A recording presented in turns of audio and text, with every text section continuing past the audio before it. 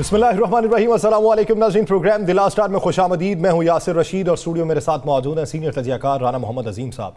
नाज़रीन, आज बड़ी प्रेस कॉन्फ्रेंसेस हुई हैं। एक प्रेस कॉन्फ्रेंस निगरान हुकूमत ने की है, ज़िले शाह की तहकीकात के हवाले से उन्होंने इसे हादसाती मौत करार दिया है और इस पर कहा है कि पाकिस्तान तहरीक इंसाफ इसको अपनी सियासत के लिए इस्तेमाल कर रही है। दूसरी प्रेस कॉन्फ्रेंस पाकिस्तान तहरीक इंसाफ के चेयरमैन इमरान खान ने की।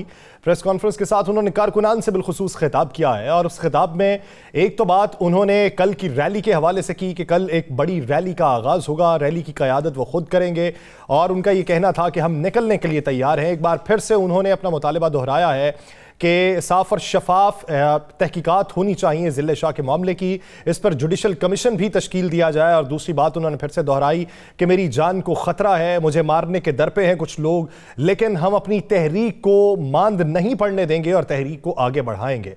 कल का दिन कैसा रहेगा, आने वाले दिनों में सियासत कैसी रहेगी? इलेक्शन कमीशन को तहकीकाती इदारों ने रिपोर्ट जमा करवाई हैं कि पाकिस्तान तहरीक इंसाफ के चेयरमैन इमरान खान साहब, जमीयत उलमा इस्लाम फ़े के रहनुमा मौलाना फजलुर रहमान साहब, आसिफ अली जरदारी साहब और कुछ सियासी शख्सियात ऐसी हैं कि जिनकी जान को ख़तरा है, इसलिए इलेक्शन को आगे बढ़ा दिया जाए। अब इस पूरे मामले पर बात करते हैं। राना साहब, क्या समझते हैं कल कितना अहम होने जा रहा है? बिस्मिल्लाहिर्रहमानिर्रहीम। अस्सलातु वस्सलामु अलैका या सय्यदी या रसूलल्लाह, अस्सलातु वस्सलामु अलैका या सय्यदी या हबीबल्लाह। कल का दिन और आज की रात, ये दोनों बड़े अहम हैं। आज की रात और कल का दिन देखें, कप्तान का रूट जो है वो बिल्कुल तब्दील रूट बनाया कप्तान ने, पहले से बिल्कुल तब्दील रूट। कप्तान का रूट बन गया है कि गरी चौक से रेलवे स्टेशन से फिर अंदरून शहर की तरफ ये जाएंगे, अंदरून शहर से होते होते ये दाता दरबार पहुँचेंगे। ये इनका रूट बन चुका है। अब कप्तान को अगर का रोका गया, मैं आपको एक बात बता दूँ, कल पुलिस कंटेनर लगा ले, जो मर्जी कर ले, कप्तान अपनी तैयारी पूरी कर चुका है। या सर, मैं जवान पार्क से होके आया हूँ, जितने रैली में लोग चाहिए वो लोग तो पहुँच चुके हैं। अच्छा, जितने रैली में इनको एक अच्छी खासी तादाद चाहिए वो तो मौजूद है। बाकी लोगों ने किस तरह पहुँचना है, टीवी दिखाए ना दिखाए, कैमरा पाबंदी लगा दे, पैमरा जो मर्जी कर दे, लेकिन इन्होंने अपना मुतबादल अरेंज रखा। एक तो इतवार का दिन नज़र में रखिएगा, इतवार के दिन लोग मौजूद होते हैं। इस तरह इमरान खान का फॉलोअर्स बहुत है और इमरान खान 3 दिन से कप्तान जो है ये मीटिंगें कर रहा था। गुज़श्ता रात मैंने देखा वहाँ अली अहमद मोहम्मद ख़ान और दूसरे तीसरे सारे लोग वहाँ मौजूद थे, तो उससे अंदाज़ा हो गया था। मैंने अपने साथ फ़ारूक जौहरी को कहा कि मैं कहा फ़ारूक जौहरी, मुझे लग रहा है यार कि कप्तान निकलने लगा है। उन्होंने कहा भाईजान लग तो हमें भी ऐसे ही रहा है, और कप्तान ने निकलने का आज ऐलान किया। आपको एक मजे वाली बात बताऊं जी, लाहौर की क़यादत को पता ही नहीं था कि कप्तान ऐलान करने जा रहा है। यूँ आपको हकीकत और 1% नहीं पता था। कप्तान ने इस दफ़ा सारी गेम अपने हाथ में रख के लोगों से मशवरे किए, मशवरे करने के बाद कुछ चीज़ें फाइनल की कि मुझे गोली लग जाती है, खुदा ना खास्ता मुझ पर हमला हो जाता है, मुझे गिरफ्तार कर लिया जाता है, या कोई ऐसा मामला होता है पीछे नंबर 2, 3, 4, 5, 6, 7, 8, 9, 10 तक उन्होंने कहा जी कौन कौन लोग कहाँ कहाँ पे जाके फिर, यानी सेकंड कमांड कुरैशी साहब उससे भी नीचे।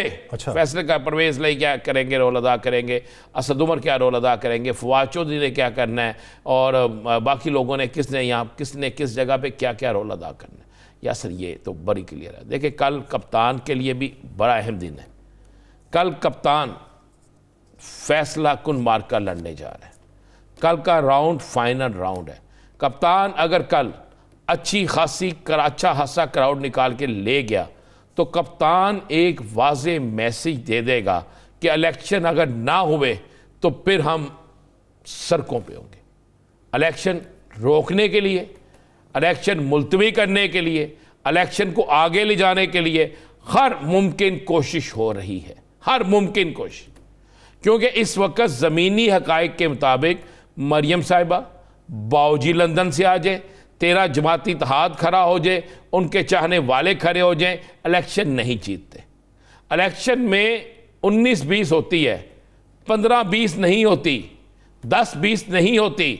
जितने मर्जी आरोज अपनी मर्जी का लगा लें। देखें, आज पहले दिन कप्तान ने क्यों फैसला किया, ये लोग एक सोच, कप्तान ने फैसला इसलिए किया, कप्तान को ये बाकायदा 300 से ज़ायद अफराद ने ये शिकायत की कि जनाब हमें तो नॉमिनेशन पेपर नहीं देने दे रहे, जब पता लगता है कि नॉमिनेशन पेपर फलां शख्स जो है उसको उसका तहरीक इंसाफ से तल्लक है, तो और ऑफिस से पेपर नहीं मिलते, जिस पर आपको पता ना आज इलेक्शन कमीशन को एक लेटर भी लिख दिया गया और शिकायत भी लगा दी गई। लेकिन इलेक्शन कमीशन को तो ये भी कह रहे हैं कि निगरान वज़ीर आला पंजाब और CCPO लाहौर देखिए वो ना तब्दील होने हैं, ना वो तब्दील होने हैं, ना वो तब्दील होंगे। मैं आपको बड़ा क्लियर और साफ कहता हूँ, वो रहेंगे। अब वो वक्त नहीं है, अब है इलेक्शन। आपको इलेक्शन देखना होगा। इलेक्शन में आपने कहाँ तक जाना है। इलेक्शन मैं फिर यहाँ पे कह रहा हूँ, मुझे इलेक्शन 30 को होते नज़र नहीं आ रहे। मुझे 30 अप्रैल को इलेक्शन होते नज़र नहीं आ रहे। इसकी दलाइल जो भी आप समझ ले 2 से 3 दिन में आपके सामने आ जाएंगे। कुछ अहम तरीन डॉक्यूमेंट्स, कुछ चीज़ें अदालत आलिया में जमा होने जा रही हैं। ऑन रिपोर्ट्स वो यही रिपोर्ट्स नहीं होंगी जो और भी हैं, और भी चीज़ें मैं आपको बता रहा हूँ, और भी चीज़ें। यानी हुकूमत को तो किसी सूरत, हाँ हुकूमत को सिर्फ एक सूरत में इलेक्शन है कि PTI उम्मीदवार ना हो, PTI के पास उम्मीदवार कोई ना, तो फिर बेशक जो मर्जी हालात हो, हालत जंग हो, फिर वो कहेंगे इलेक्शन करा लो। इसके अलावा भाई उनके पास रास्ता ही कोई नहीं है। सलमान शहबाज को लाहौर से इलेक्शन लड़ा रहे हैं वो, अब वो सोच रहे लड़ाया भी उस हल्के से रहे हैं जहां पे उन्हें पता है कि PTI का तगड़ा उम्मीदवार यहां पे नहीं हो सकता। भाई इलेक्शन का मजा तो तब है, मैं तो समझता हूं इलेक्शन का तब मजा आता है कि लाहौर में PTI को तगड़ा उम्मीदवार ना मिले। ये भी तो एक सवाल सर है हल्के। अच्छा, कुछ हल्के हैं, बिल्कुल कुछ हल्के हैं, इसलिए कि वहां पे वो स्ट्रेटजी जो थी, जो सेनेटर बैठे हुए थे उनको इंतखाबात लड़वाने का जो फैसला किया गया, तो अगर इस तरह की इनके पास है सेनेटर को कौमी असम्बली का इलेक्शन लड़ाएंगे। नहीं, मैंने कहा कि अगर इस तरह की प्लानिंग है तो वहां पे चेहरे भी तो शफल हो सकते हैं ना। बिल्कुल आप दुरुस्त कह रहे हैं, लेकिन मैं जो आपको कह रहा हूं कि ये जो इलेक्शन लड़ने वाले होते हैं ना, बड़े लीडर, ये आपको और मुझे कुछ और नज़र आते हैं, अंदर से कुछ और होते हैं। ये अपने लिए हल्का हमेशा वो चॉइस करते हैं, उस हल्के की चॉइस करते हैं जहाँ पे इन्हें जीतने की यकीन था।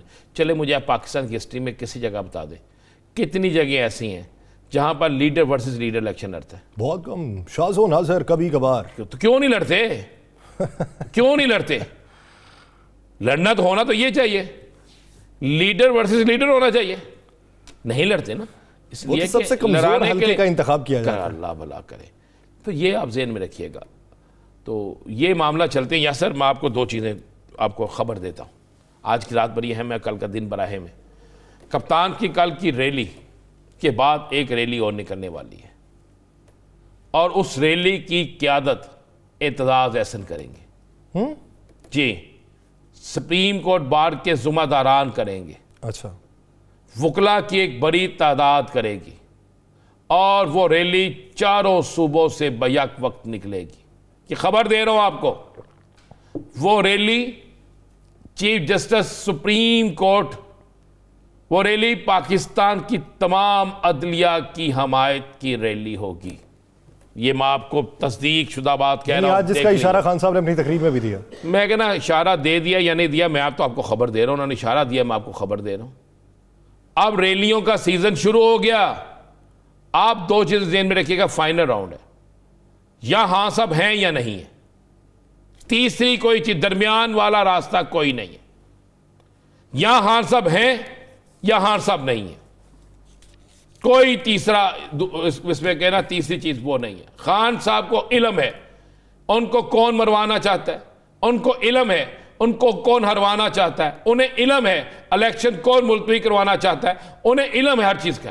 भाई बात बड़ी सिंपल सी है। मरियम नवाज ने रैली निकाली, जलसा किया आपके शहर फैसलाबाद में, मरियम नवाज ने हर जगह जलसा किया, कप्तान को भी जलसे की इजाजत देनी चाहिए। 144 उठा दी गई है। अब ये भी बहाना नहीं कि जनाब कप्तान का रूट वो होगा जिस रूट से क्रिकेट टीम ने गुजरना है। कप्तान ने तो अपना रूट ही चेंज कर दिया।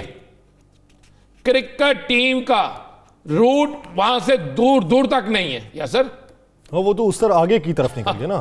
तो उन्होंने तो रास्ते टीम तो पीछे से आगे मॉल रोड की तरफ हो जाएगी, वो तो निकल गई गड़ी शाह की तरफ निकल गए। तो ये लिहाजा कप्तान ने बड़ी सोच के किया। अगर आप कप्तान के घर इस वक्त चले जाए तो मुझे तो वहां पे एक मेला लगा हुआ लग रहा था। 5, 10, 20 हज़ार लोग तो इस तरह वहां पे सड़क से आप पैदल नहीं गुजर सकते, पीछे पार्क लहदा भरा हुआ है। अगले जो जगह थी वहाँ पे खैमे ही खैमे लग चुके हैं। और मैं आपको बताऊँ ये सारा कुछ करीशो तक जा रहा है। राणा साहब, ये क्या तमाम टिकट लेने वाले वो अपने 50-50 बंदे ला रहे हैं? वो जो अली अमीन गंडापुर साहब की एक ऑडियो आई है, वो कहते हैं कि मैंने गलत क्या कहा है।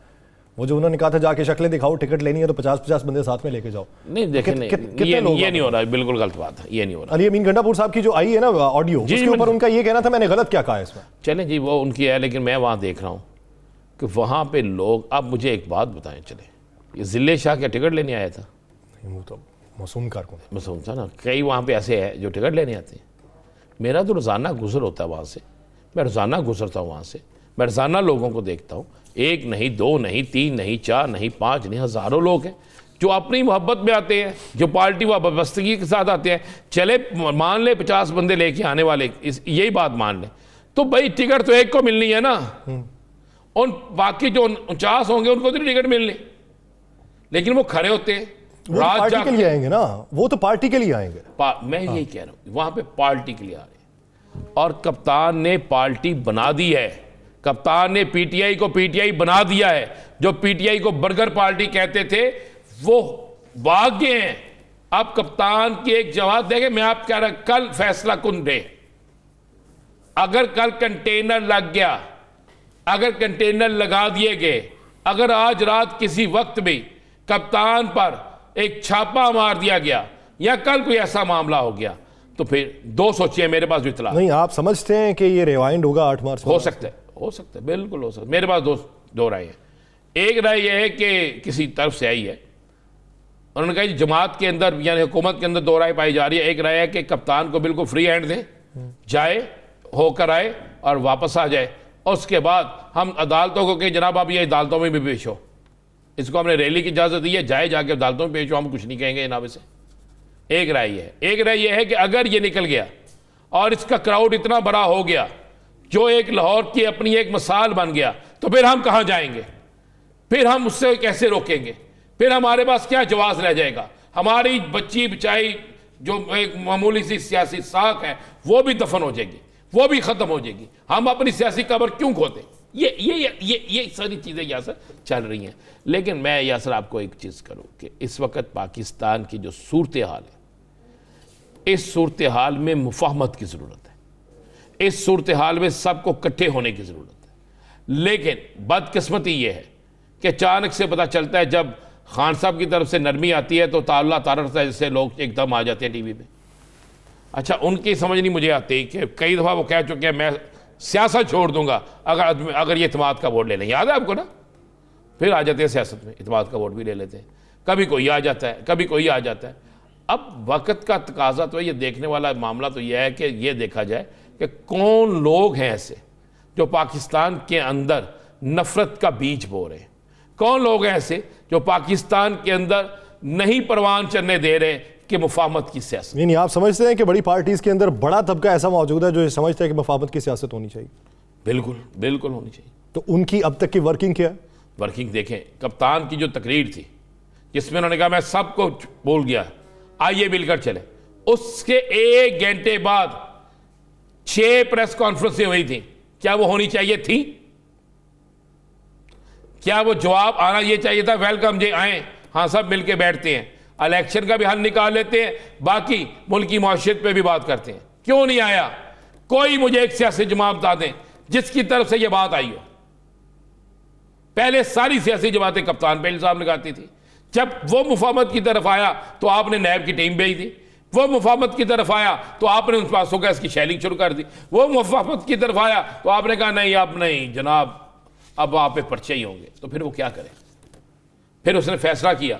मेरे पास इतला यह है कि कप्तान ने गुज़श्ता रात ये फैसला कर लिया था अपनी अहम मीटिंगों में कि जनाब अब बिल्कुल इंतहा हो गई है, अगर अब भी हम बाहर ना निकले तो फिर कभी बाहर नहीं निकल सकेंगे। इसलिए कप्तान कल खुद लीड कर रही है सर, खुद। राणा साहब ये बताइए, ये जो इधर उधर से दूसरी पार्टीज के लोग पार्टी में शामिल हो रहे हैं, नामवर लोग हैं, वो धड़ल्ले से मुखालिफत भी करते रहे, अब आके वो पार्टी में शामिल हो रहे हैं, तो वो जो नजरियाती कारकुन बैठे हुए हैं और उनका एक नज़रिया है, क्या उससे इख्तलाफ वाज़े नहीं होगा?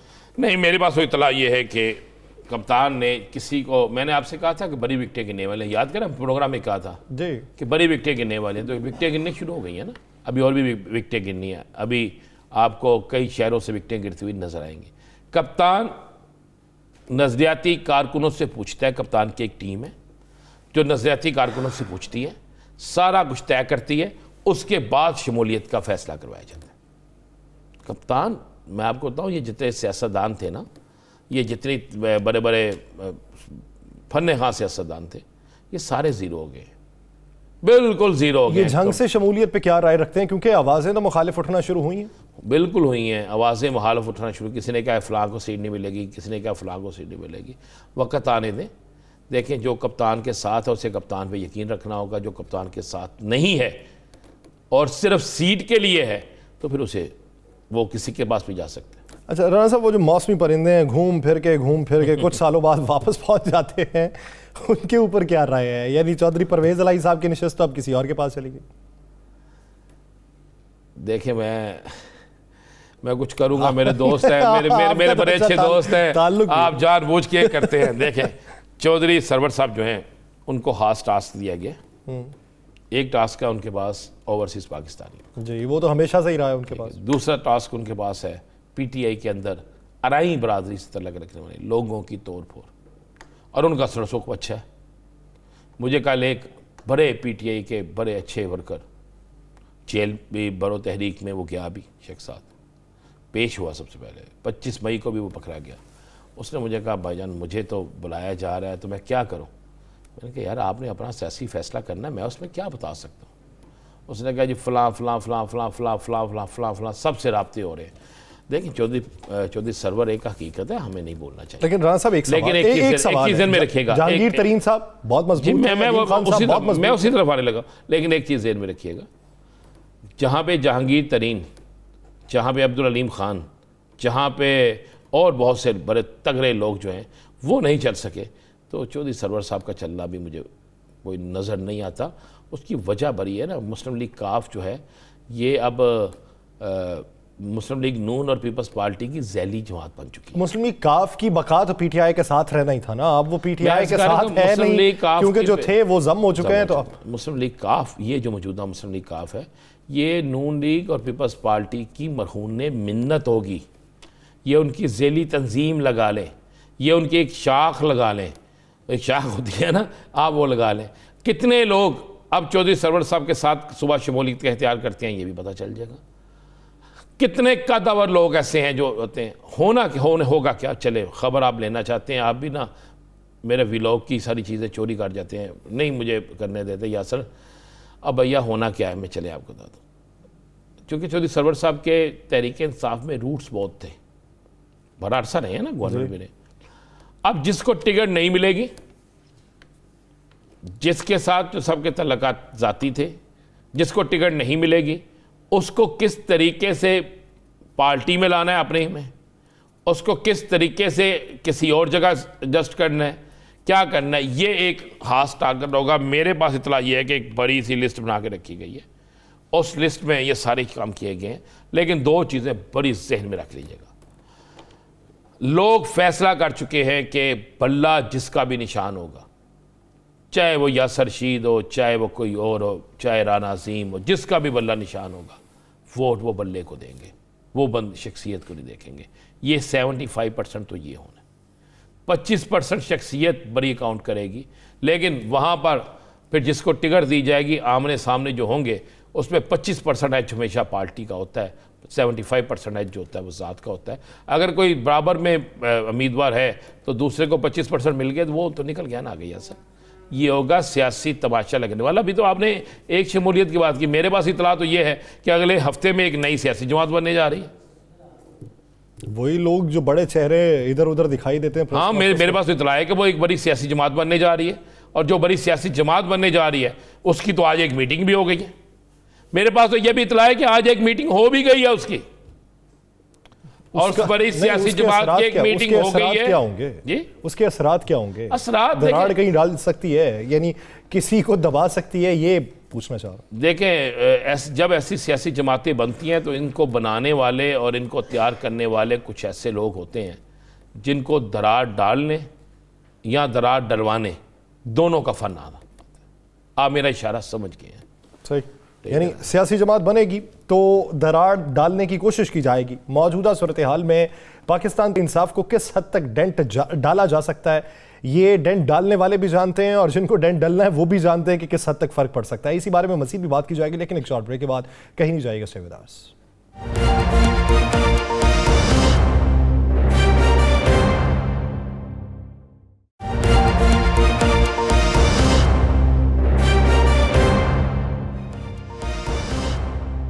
ब्रेक के बाद खुशामदीद। नाज़रीन, एक तरफ हुकूमत, एक तरफ निगरान हुकूमत, दोनों की तरफ से देखा जाए तो पाकिस्तान तहरीक इंसाफ पे दबाव डालने की कोशिश की जा रही है। वो ये कहते हैं कि हथकंडे पाकिस्तान तहरीक इंसाफ अपना रही है और इन हथकंडों का मुकाबला हम करेंगे।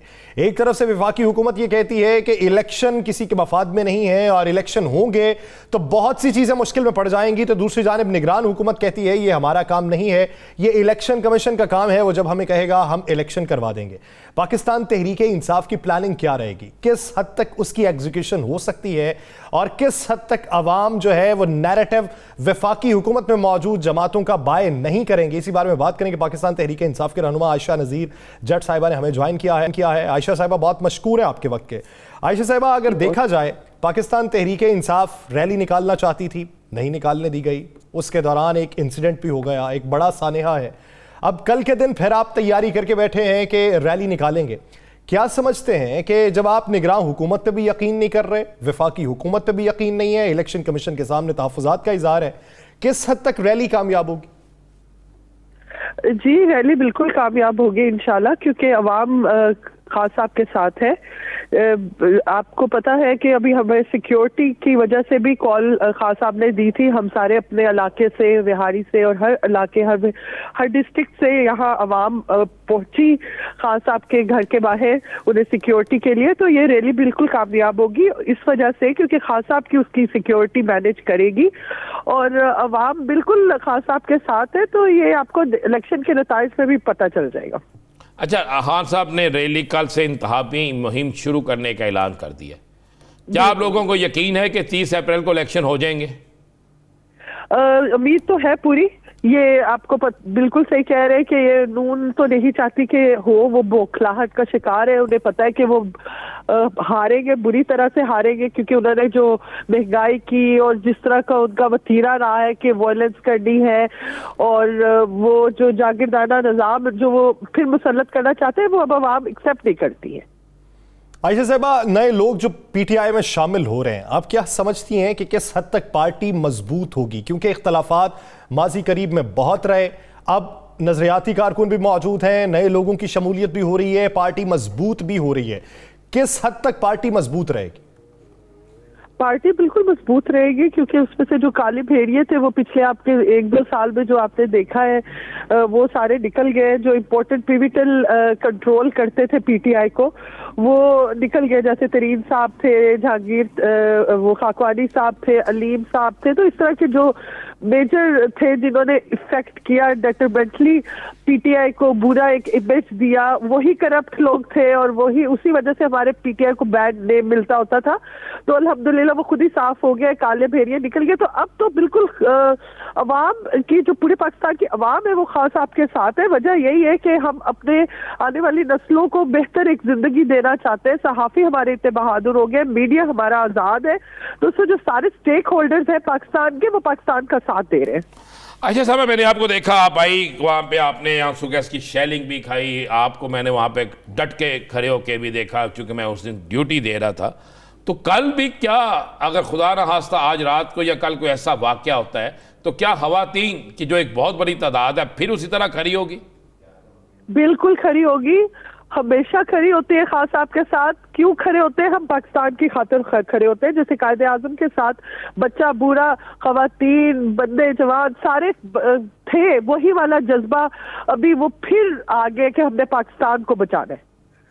आयशा साहिबा, अगर 30 तारीख को इलेक्शन नहीं होते, कुली तौर पे इलेक्शन की तरफ फजा जाती है, हालात मजीद कशीदगी का शिकार होते हैं, वफाकी हुकूमत ये कहती है कि हमें मफाहमत की पॉलिसी पे अमल करना चाहिए, क्या समझती हैं पीटीआई वफाकी हुकूमत के इस नैरेटिव के साथ खड़ी होगी या इसके मद्दे मुकाबिल अपना नैरेटिव होगा? हमारा तो हमेशा से यही नैरेटिव रहा है कि ये जो इलेक्शन के जो इलेक्टेड बंदे थे उन्हें निकाल के सिलेक्टेड बंदों को लाया गया और सिलेक्टेड बंदों से मुल्क नहीं संभाला गया। वो कहते थे कि हम पेट्रोल सस्ता कर देंगे, हम ये कर देंगे, उन्होंने बल्कि महंगाई की, उन्होंने पेट्रोल महंगा किया। वो बिल्कुल IMF को सही तरह से नहीं कर सके टैकल, उनके शरायत पे नहीं उतर सके। डॉलर उन्होंने कहा हम कब नीचे लाएंगे, वो भी नहीं कर सके। तो वो पूरी तरह से फेल हुए। करप्शन में तो आगे ही थे लेकिन वो प्रोफेशनली भी वो फेल हुए। तो अब अगर इलेक्शन नहीं होते, जो यासर ने सवाल पूछा है, और इलेक्शन नहीं होते तो खान साहब की हिकमत अमली क्या होगी?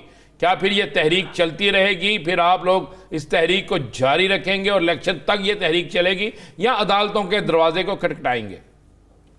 बिल्कुल, हम हर प्लेटफॉर्म के जरिए चलेंगे। इलेक्शन भी इन्हें करवाना पड़ेगा। जिस तरह आप जानते हैं कि इलेक्शन अनाउंस हो गए हैं, हमारी बिल्कुल मुहिम तेज है। खान साहब टिकट्स को देख रहे हैं और वो सारा हो रहा है।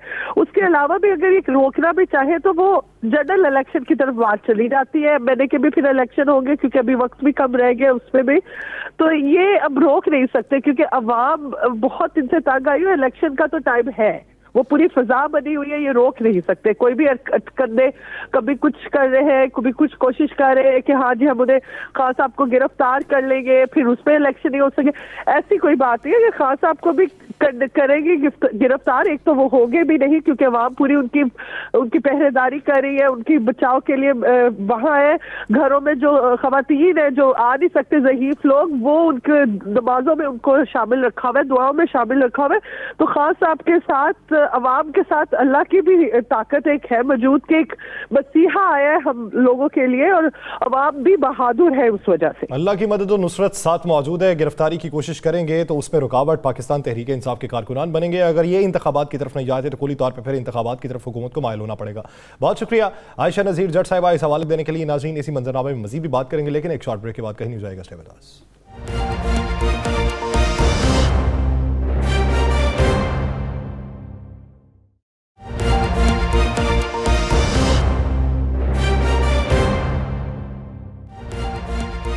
ब्रेक के बाद खुशामदीद। नाज़रीन, जिस तरह का मंजरनामा वज़ा किया गया, इसके बाद क्या लगता है कि इलेक्शन अपने वक्त पर होंगे?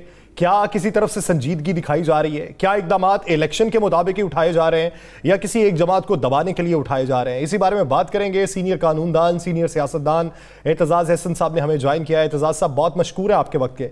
एतजाज़ साहब, निगरान हुकूमत के इकदामात आपको कैसे लगते हैं? दूसरी तरफ से इलेक्शन कमीशन के इशारे कैसे लगते हैं?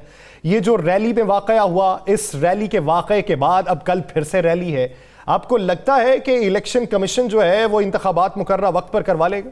नहीं, इंतखाबात तो मुकर्ररा वक्त में ही होंगे। मेरा ख्याल है वो सुप्रीम कोर्ट के फैसले से कोई मफर नहीं है, किसी को फरार नहीं है। और खुद चीफ इलेक्शन कमिश्नर ने पूरी टर्न अबाउट की है इस फैसले की तामील में। और इसी तरह बाकी सबको करनी, महकमों को करनी पड़ेगी इसकी तामील। ये तो सुप्रीम कोर्ट का मामला है और आइन बड़ा क्लियर है इसमें। और आर्टिकल 190 भी है और सुप्रीम कोर्ट से मुतल्लिक और चीफ इलेक्शन कमिश्नर से मुतल्लिक 220 है। Every Pakistani has to obey them, तो ओबे एंड असिस्ट देम। तो ये अब चीफ इलेक्शन कमीशन और इलेक्शन कमीशन कॉन्फिडेंट है कि वो करा सकते हैं इस मियाद में वो इलेक्शंस। तो इसमें कोई दुश्वारी नहीं होनी चाहिए। एतजाज़ साहब, बिल्कुल आप दुरुस्त कह रहे हैं। तो आपने हमेशा ये कहा दुश्वारी नहीं होनी चाहिए, लेकिन अगर कल या परसों या चौथ में 3-4 दिन में कोई ऐसी पिटीशन या कोई ऐसा कागज़ जमा करवा दिया जाता है सुप्रीम कोर्ट में जिसमें कहते हैं हमें ये रुकावटें हैं और इस वजह से हम इलेक्शन नहीं करवा सकते, तो उस सूरत हाल में क्या आइन, क्या कानून और आइन क्या कहता है?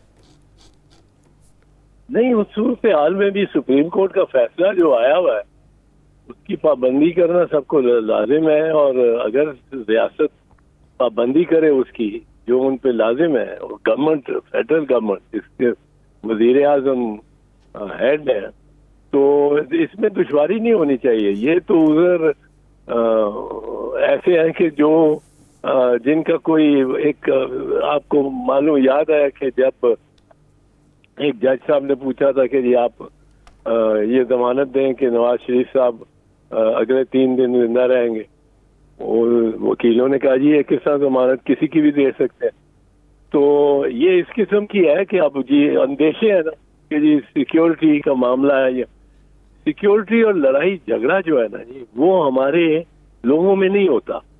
वो किसी को पोलिंग स्टेशन पे 1 पे या 2 पे हो जाएगा, 200 पोलिंग स्टेशन, बाकी सब जाके पीसफुली वोट डालना चाहते हैं और देना चाहते हैं। एतजाज साहब, जिस तरह सिक्योरिटी इदारों की अगर बात की जाए, आज जो मीटिंग हुई इलेक्शन कमीशन के साथ, तो उस मीटिंग के अंदर उन्होंने अपनी रिपोर्ट ये जमा करवाई है कि इमरान खान साहब, मौलाना फजलुर रहमान साहब, आसिफ अली जरदारी साहब और कुछ सियासी शख्सियात ऐसी हैं जिनकी जान को खतरा है, तो इलेक्शन कंपेन नहीं हो सकती, इसलिए सिक्योरिटी थ्रेट्स बहुत ज्यादा हैं, तो इलेक्शन को आगे ले जाए।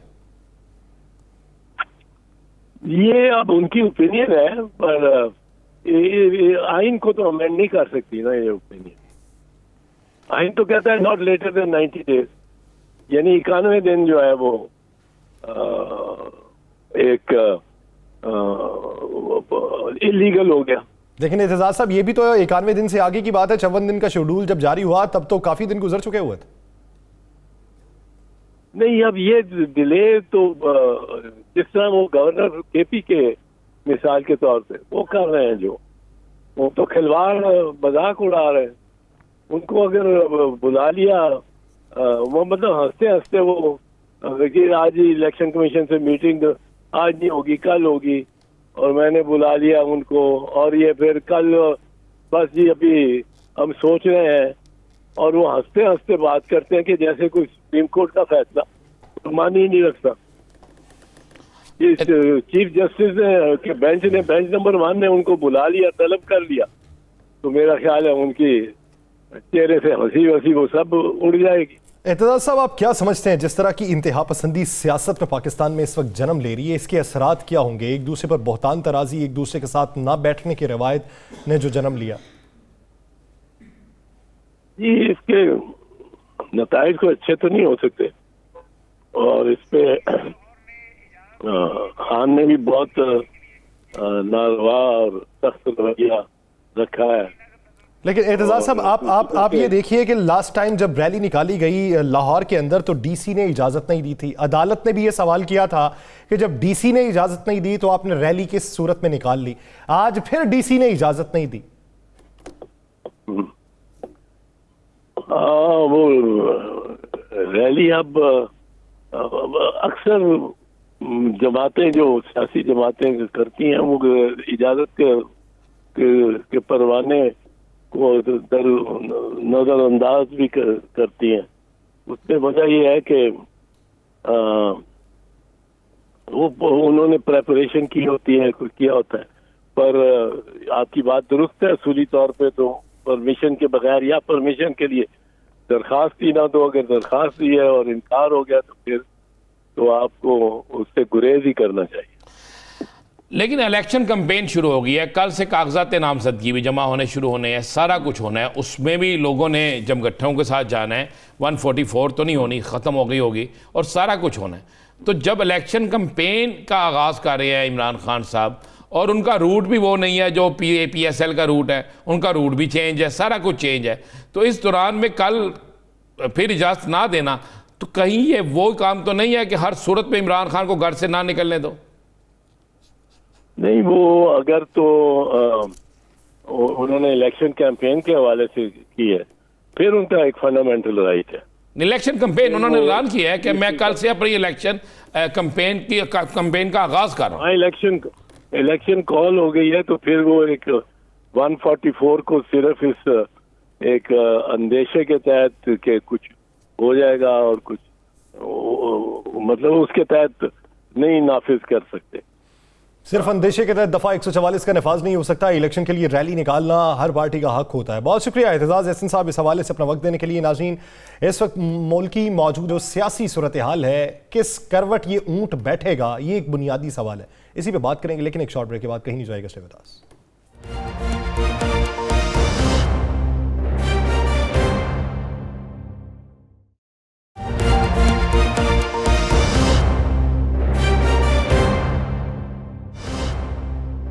ब्रेक के बाद खुशामदीद। नाज़रीन, पाकिस्तान तहरीक इंसाफ का कारकुन जिल्ले शाह, जिसकी वफात हुई 8 मार्च को, पाकिस्तान तहरीक इंसाफ ने कहा कि पुलिस तशद्दुद की वजह से हुई। निगरान हुकूमत ने कहा कि यह हादसाती मौत थी और ये गाड़ी की टक्कर लगने से हुई। मेडिको लीगल रिपोर्ट तैयार हुई, पोस्टमार्टम हुआ और उसके बाद ये हुकूमत ने अपना मौक़िफ़ सामने रखा। लेकिन पाकिस्तान तहरीक इंसाफ अभी भी बज़िद है।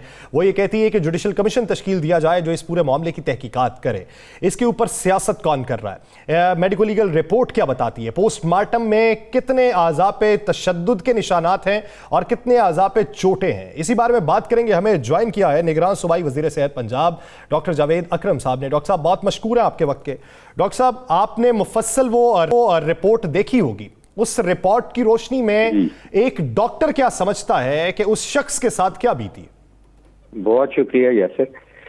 देखें, बहुत ही अफसोसनाक वाकया है। जाहिर है एक जान का भी चले जाना ऐसी जैसे पूरी कायनात डूब गई, तो बहुत अफसोसनाक वाकया है। और मेरा ख्याल है अल्लाह ताला उन फैमिली को भी सब्र दे और वो अल्लाह करे कि अली बिलाल साहब जन्नत में हों।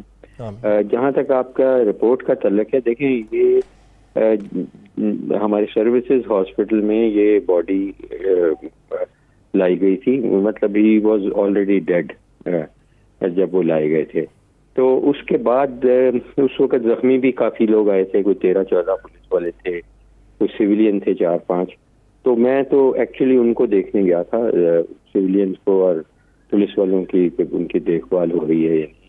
तो उधर मुझे ये बॉडी भी उन्होंने बताया कि आई है। तो फिर मैं भी, जाहिर है इनके जो भाई हैं छोटे, उनसे मेरी काफ़ी देर में खड़ा रहा और ताज़ियत की। तो उसके बाद उनसे इजाज़त ली कि जी इनका पोस्टमार्टम होना है। पुलिस को कहा कि जी डॉकेट वगैरह दें, क्योंकि पुलिस जब तक डॉकेट नहीं देगी तो कोई भी पोस्टमार्टम नहीं कंडक्ट हो सकता।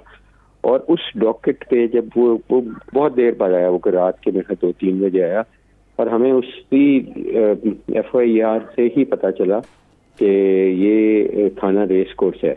तो रेस कोर्स थाना जो है, यूरिस्डिक्शन हमने डिवाइड किए हुए हैं थाने मुख्तलिफ हॉस्पिटल में, तो ये यूरिस्डिक्शन बनती थी लाहौर जनरल हॉस्पिटल की। बॉडी हमने शिफ्ट कर चुके थे मेयो हॉस्पिटल, तो वो फिर मैंने मुनासिब नहीं समझा कि इनको दोबारा अब शिफ्ट करें LGH और ये और तकलीफ हो, क्योंकि वो जाहिर है एक टॉर्चर में से गुजर रही होती है फैमिली।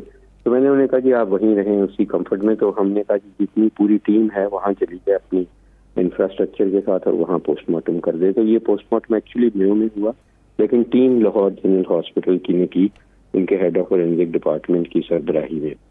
उसके बाद जब ये रिपोर्ट सामने आई, पुलिस को दी जाती है रिपोर्ट, उस रिपोर्ट में जो अच्छी एक अहम चीज़ है वो ये है कि जो पुलिस का डॉकेट है वो भी यही निशानदेही करता है कि इनके मल्टीपल ब्लंट इंजरीज हैं, और काफ़ी उन्होंने उसमें लिखी हुई हैं सारी।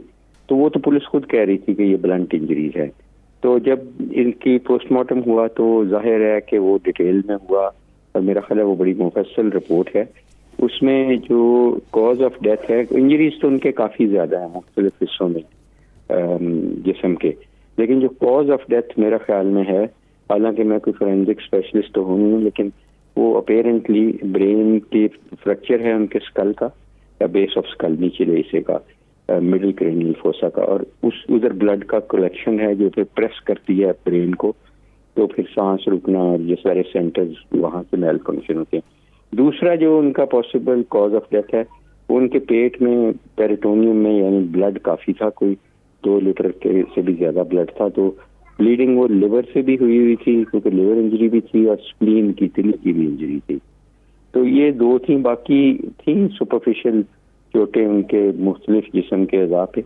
और अब ये जो आपने सवाल किया कि ये हमारी मेडिसिन की या पोस्टमार्टम की डोमेन में नहीं आता। अगर हम ये कह सकते हैं कि पॉली ट्रामा था, मल्टीपल इंजरीज थी, तमाम की तमाम ब्लंट इंजरीज थी, कोई इंसिजन नहीं था, कोई मतलब छुरी या चाकू या ऐसा वार नहीं था, कोई बुलेट इंजरी नहीं थी। ये नेचर बताई जा सकती है उनकी। डॉक्टर साहब सुबह चूंकि आप प्रेस कॉन्फ्रेंस में साथ बैठे थे, इसलिए हमने आपको अब ज़्यादा सहमत दी, और आपने हमेशा बड़ी खुल के बात की है। आपने ये एक टेक्निकल से चीज़ें बता दी। अब बहुत सी चोटें ऐसी हैं कि जो एक एक्सीडेंट से नहीं लगती, जो हमने तस्वीर में उनकी देखी हैं सारी, जो मेडिकल जो उनकी मेडिकल रिपोर्ट आई है उसमें भी देखी है। तो क्या वो हलाकत से, उनके जाँ बहक होने से पहले कोई उन पर जिस तरह पुलिस अक्सर लोगों को पकड़ती है और लाठीचार्ज होता है उसकी थी, या आप समझते हैं कि वो भी एक्सीडेंटेड थी? देखिए राना साहब, जो हमें बताया गया और मुझे सुबह ही बताया गया, तो मुझे एक्चुअली इसलिए वो रिक्वेस्ट की गई, तो मैं एक तो वहाँ मौजूद था उस वक्त जब प्रेस कॉन्फ्रेंस होनी थी, तो फिर मुझे उन्होंने कहा कि आप आ जाएं, क्योंकि ये हो सकता है कि जो उनका जो उनके इंजर्ड थे वो लोग, उनकी जो आप क्या कंडीशन है फिजिकली, कुछ ये इनके अलावा भी इंजर्ड थे जो लाए गए थे। तो मैंने कहा, लेकिन मुझसे फॉर्चुनेटली ना कोई किसी ने भी सवाल नहीं किया, तो फिर मैं बिल्कुल कोई एक लफ्ज भी नहीं बोला। अच्छा, मैं आपको ये बता दूं कि जो आपने बड़ा अच्छा क्वेश्चन किया है, देखें ये जो कहना, एक तो मैं टू बी ऑनेस्ट मैं तो एक फिजिशियन हूँ, मैं फोरेंसिक स्पेशलिस्ट नहीं हूँ, लेकिन क्योंकि थोड़ा बहुत तजर्बा है। देखें राना साहब, ये जो है ये आपका बहुत अहम सवाल है। देखें ये एग्जैक्ट डिपेंड करेगा, कोई हमें वहाँ विटनेसेस मिले, कोई सर्कमस्टांसेस एविडेंस मिले कि क्या लगी, अगर ये एक्सीडेंट हुआ, गाड़ी लगी, ये पेडेस्ट्रियन थे जो बताया गया कि पैदल चल रहे थे वहाँ पे और बहुत दूर जाके गिरे, यानी जो बताया गया हमें जी साहब ने कि वो 100 फुट दूर जाके गिरे। अब जब 100 फुट दूर जाके बंदा फ्लाई करके दूर जाके गिरेगा, इम्पैक्ट इतना ज्यादा होगा तो गाड़ी तेज होगी या व्हाटएवर, यानी उसका फिर डॉक्टर साहब मतलब ये बनता है कि गाड़ी 150 की स्पीड से ज्यादा हो, अगर उनका हजम देखा जाए अली बिलाल का, तो काफी ज्यादा वजन है, 100 फुट दूरी, वो बहुत ज्यादा स्पीड बनती है, और वो भी फोर्ट्रेस के इलाके में। सर ये भी एक आम सवाल है। और सर दूसरा ये है कि उसका इम्पैक्ट किस एंगल पे हुआ है।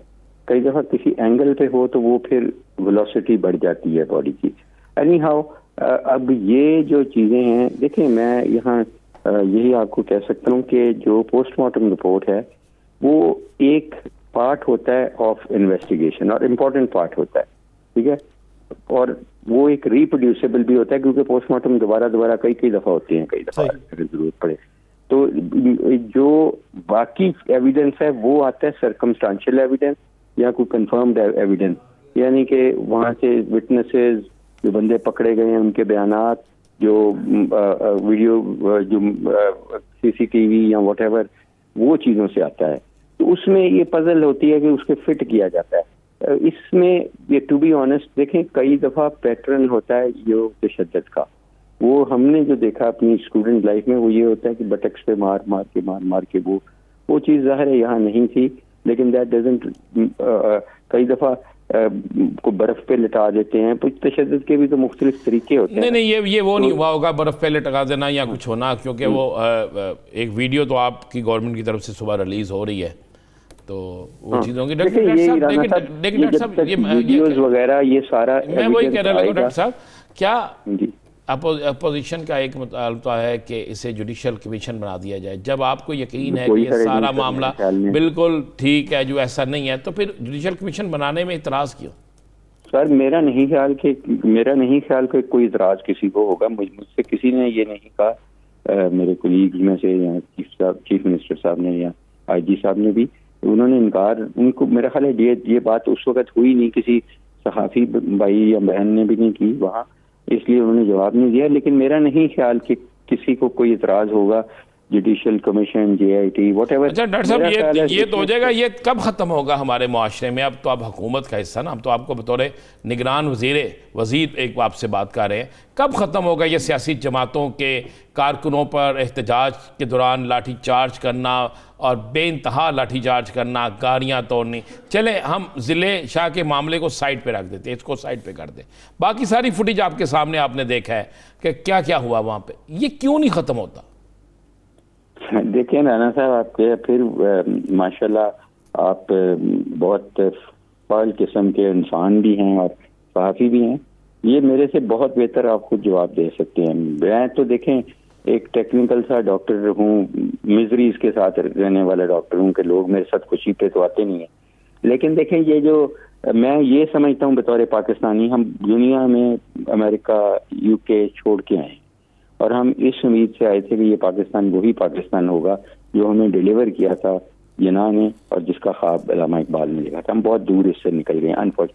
पोलराइजेशन अनफॉर्चुनेटली पहले रिलीजियस पोलराइजेशन थी, शिया सुन्नी फलाना ये वो, अब ये पॉलिटिकल पोलराइजेशन है। इतनी ज्यादा पोलराइजेशन है, मैं समझता हूँ, और मैं समझता हूँ कि मैं तो मिन्नत तरला पाँव की पकड़ सकता हूँ सबके कि एक दफा देखें, ये सड़कों पे कभी भी फैसले नहीं होते कौमों के, और इन पे एंड पे आपको बैठना पड़ता है, एक दूसरे के साथ बैठ के निगोशिएट करना पड़ता है, आपको मिडिल ग्राउंड ढूंढनी पड़ती है ताकि लाइफ आगे चले। डॉक्टर साहब, बिल आखिर बैठना पड़ता है, और मुल्क की बेहतरी के लिए अगर सब बैठ जाएं तो बेहतर फैसले किए जा सकते हैं और बेहतर हालात को जन्म दिया जा सकता है। बहुत शुक्रिया डॉक्टर जावेद अकरम साहब इस हवाले से अपना वक्त देने के लिए। नाज़रीन, प्रोग्राम का वक्त खत्म हुआ जाता है, मुझे और राना अजीम साहब को दीजिए इजाजत। अपना बहुत सा ख्याल रखिएगा। अल्लाह ने के बाद।